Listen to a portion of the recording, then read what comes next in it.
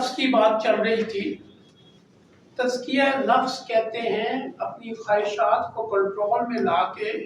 اللہ کے احکامات کے مطابق اس کو چلانا، اس کو کہتے ہیں تزکیہ نفس۔ انسان اپنے اوپر جس طرح محنت کرتا ہے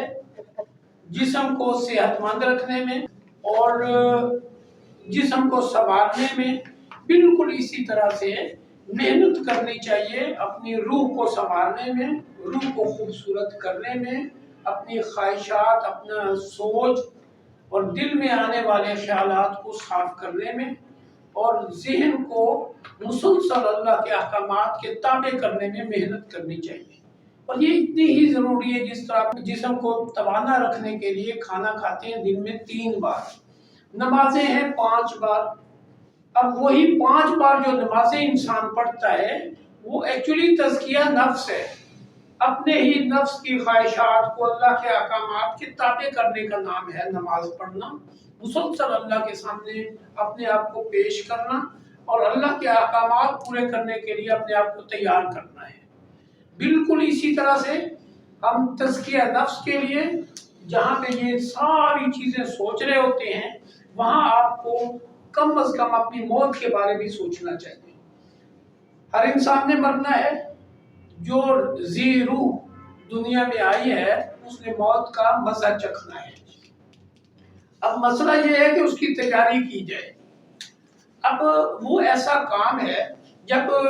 سکرات لگتی ہے، سکرات کہتے ہیں اس لمحات کو جب موت کا فرشتہ آپ کی روح نکال رہا ہوتا ہے، وہ سکرات لگ جاتا ہے، اس وقت توبہ کا دروازہ بند ہو جاتا ہے، فرشتے نظر آنے لگ جاتے ہیں۔ وہ تمام معاملات جو ہم عام آنکھ سے نہیں دیکھتے یا وہ اللہ کا نظام جو ہمیں نظر نہیں آ رہا، سکرات جب لگتا ہے تو وہ ساری چیزیں ہمیں نظر آنی شروع ہو جاتی ہیں، اس وقت توبہ کا دروازہ بند ہو جاتا ہے۔ اور دوسری بات کہ انسان بخلا جاتا ہے اور انسان کا اخیر اسی پہ ہوتا ہے جس طرح پوری زندگی گزارتا ہے۔ اگر گالیاں دینے میں گزرا ہے، یہی ایسے واقعات ہیں جب فرشتہ نظر آتا ہے وہ گالیاں دینے لگ جاتی ہیں کہ یہ کون ہے، اس کو نکالو باہر، کہ یہ واقعات اس طرح کے ہیں۔ اور جو بندہ ذکر اذکار والا ہوتا ہے تو وہ جب موت کا فرشتہ نظر آتا ہے تو اس کا خوشی سے وہ پھولے نہیں سماتا، اتنا ایزی ہو جاتا ہے کہ پوری زندگی کی جو پریشانیاں ہیں، مصیبتیں، تکالیف ہیں، ان کا چیپٹر کلوز ہو رہا ہے اور میں اللہ کے ہاں جا رہا ہوں، بڑا خوش ہو رہا ہوتا ہے۔ آج میں آپ کو بتاتا ہوں کہ جو گنہگار، کافر، مسلمان، وہ جو منافق ہیں، گناہوں میں لت پت ہیں، بغیر توبہ کیے جو آخری لمحات آتے ہیں موت کے، تو وہ کس طرح ہوتے ہیں، یہ ہمیں سیکھنا چاہیے، سمجھنا چاہیے، اسی پہ زندگی کے رخ کو بدلنا چاہیے۔ آخر وہ لمحات آنے والے ہیں۔ ہوتا کیا ہے کہ جو گنہگار ہے اس کی موت کا وقت جب آتا ہے تو بعض کتابوں والے نے لکھا ہے 4 مراحل میں آتا ہے، یعنی 1 دن پہلے، 1 گھنٹہ پہلے، کچھ لمحات پہلے اس کے دل و دماغ میں ایک چیز ڈیولپ ہوتی ہے کہ اب میں مرنے لگا ہوں۔ بعض لوگ زبان سے بھی کہہ دیتے ہیں کہ بس اب آخری وقت ہے۔ بعض کہتے ہیں نا ایکسیڈنٹ ہوتا ہے تو لے جاتے ہیں ہاسپٹل کی طرف، کہتے ہیں نہیں چھوڑو، جانے کی ضرورت نہیں ہے، اب آخری وقت ہے۔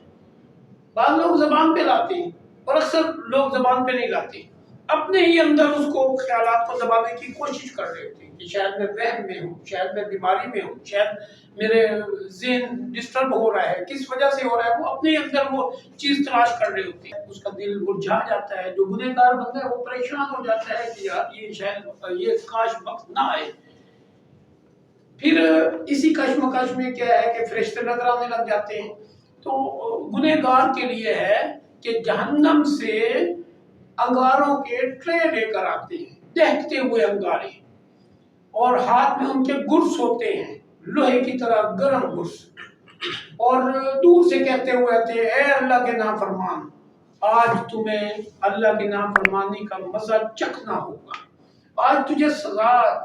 ہم دیں گے اور تو حیران رہ جائے گا، اتنی بڑی سزا۔ اور اے اللہ کے نافرمان،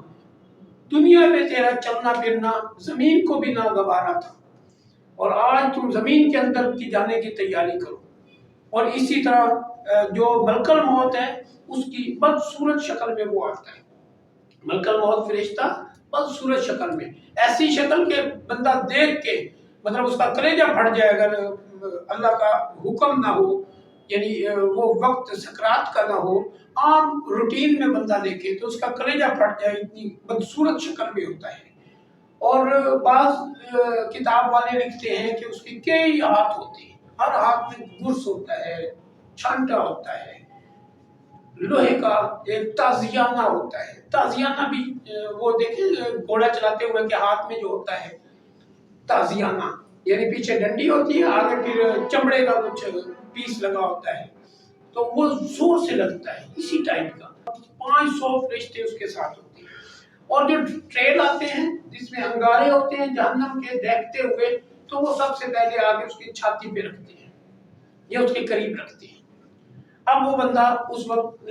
ٹانگوں میں اس کی جان نہیں رہتی، کھڑا ہے تو بیٹھ جائے گا، بعض دفعہ لوگ گر جاتے ہیں، جب موت کا وقت آتا ہے نا تو لوگ گر جاتے ہیں، اور پریشانی اس کے چہرے سے عیاں ہوتی ہے کہ مطلب بہت زیادہ پریشان ہو گیا، جسم کھنچ جاتا ہے، بعض لوگوں کی جسم کا جو اوپر والا گوشت ہے وہ کھنچا ہوا محسوس ہوتا ہے، منہ کھلا کا کھلا رہ جاتا ہے، اور بعض کی آنکھیں کھلی کی کھلی رہ جاتی ہیں، اور ایسے لگتا ہے جیسے ڈیلا جو سفید ہے وہ پتھر کا بن گیا، آپ نے شاید غور کیا ہو مردہ کے قریب جا کے، تو مردہ اس وقت یعنی رو نہیں رہا ہوتا بظاہر جو نظر آ رہا ہوتا ہے، لیکن وہ چیخ و پکار کر رہا ہوتا ہے، جو نہ کسی کو دیکھنے میں آتا ہے نہ وہ کوئی دیکھ سکتا ہے۔ بعض لوگ کہتے ہیں کہ جس طرح خواب کی حالت میں ہوتی ہے، خواب میں تو وہ بھی اس کے اوپر وہ حالت طاری ہو جاتی ہے، چیخ و پکار کر رہا ہوتا ہے، رو دھو رہا ہوتا ہے، اس کے مار کھانے سے اس کی آوازیں نکل رہا ہوتی ہیں، صرف انسان اور جن نہیں سنتے، باقی حیوانات، کتا ہے، بلی ہے، گائے ہے، بھینس ہے، بکری ہے گھر میں بندھی ہوئی، یہ ساری مطلب جانور سن رہے ہوتے ہیں اس کی چیخ و پکار، لیکن کر کچھ نہیں سکتے۔ بعض گھروں میں ایسا دیکھنے میں آیا ہے دیہاتوں میں کہ اگر اس نے بھینس پالی ہوئی ہے، بھینس کے ساتھ بڑی محبت پیار ہے، تو بھینس رونے لگ جاتی ہے، 1-2 دن کھانا بھی نہیں کھاتی جب انتقال ہو رہا ہوتا ہے۔ تو یہ وہ مراحل ہیں جو عام انسان نہ سوچ سکتا ہے نہ دیکھ سکتا ہے، جب اس کے اوپر گزرتی ہے تو پھر اس کو پتہ چلتا ہے او ہو یہ وقت بھی آنا تھا۔ اور یہ قرآن میں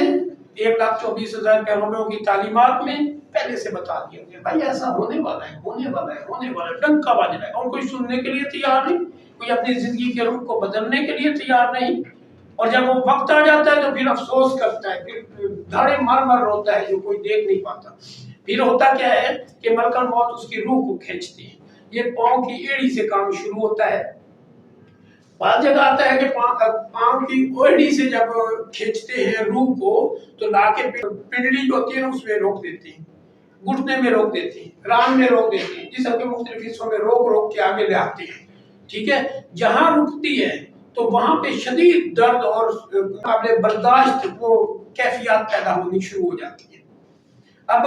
وہ انسان نہ تو ٹانگیں کھینچ سکتا ہے نہ لوگوں کو بتا سکتا ہے، خاموش اب یا تو آنکھیں پھاڑ پھاڑ کے دیکھتا رہے گا فرشتوں کو، ملک الموت کو، یا پھر آنکھیں بند کر لیتا ہے اور رونے کی کوشش کر رہا ہوتا ہے، چیخیں مارنے کی، لیکن دیکھنے والا محسوس نہیں کر رہا ہوتا۔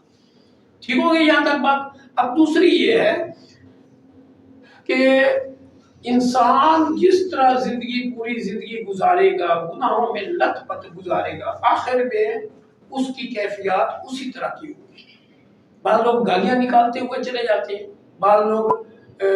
مطلب برا بھلا کہنا شروع کر دیں گے دوسروں کو، تو بعض لوگ کیا کریں گے کہ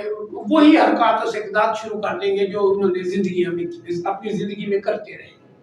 اب وہ جو ملک الموت ہے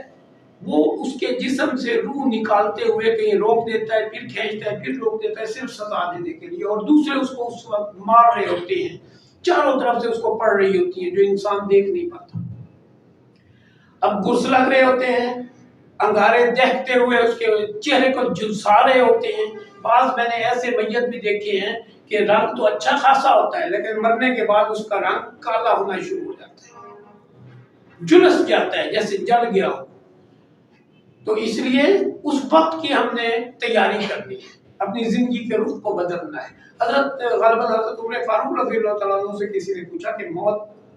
کا جو آپ کے ذہن میں تصور ہے وہ کیسا ہے؟ انہوں نے فرمایا ململ کا کپڑا اگر خاردار جھاڑی پہ ڈال دے. ململ کا کپڑا ہوتا ہے کہ کاٹن کا کپڑا ہوتا ہے اور درمیان میں کافی گیپ ہوتا ہے, تاریں دور دور ہوتی ہیں. آج کل تو اتنا دیکھنے میں نہیں آتا, پرانے لوگوں میں گرمیوں میں عورتیں دوپٹے کے طور پہ یوز کرتی تھی ململ کا کپڑا. آج کل وہ جو ہوتے ہیں نا فلٹر کے طور پہ کوئی چیز فلٹر کرنی ہے تو اس میں وہ کپڑا یوز کر رہے ہوتے ہیں, وہ کھلا کھلا کپڑا ہوتا ہے. اور وہ ململ کا کپڑا اگر خاردار جھاڑی پہ ڈال کے کھینچا جائے تو کیا ہوگا؟ سوال کرنے والے نے کہا تو وہ تو تار تار ہو جائے گا, پھٹ جائے گا چاروں طرف سے. کہتے ہیں اسی طرح سے جسم کا حالت ہو جاتی ہے جب روح کو باہر نکالا جاتا ہے, اور گنہگار کی روح کو تو بڑی بے دردی سے نکالا جاتا ہے اور ساتھ ساتھ اس کو مارا پیٹا جاتا ہے اور ساتھ کہا جاتا ہے تو اللہ کا نافرمان تھا, آج اس نافرمانی کا مزہ چکھ لے.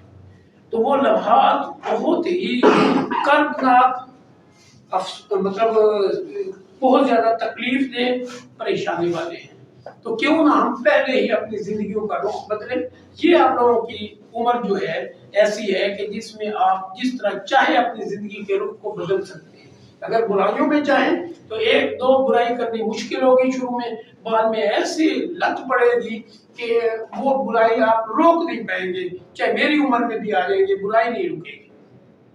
اور اگر اچھائیوں پہ لگ جائیں گے مشکل ہوگی, بار بار مشکل ہوگی, پھر جسم و جان کے ذرے ذرے میں اتر جائے گی وہ نیکی کرنا, نماز پڑھنا, ذکر کرنا, تہجد گزار ہونا, یا کسی کے اوپر احسان کرنا, کھانا کھلانا, سچ بولنا, اور سچ کے بعد جتنی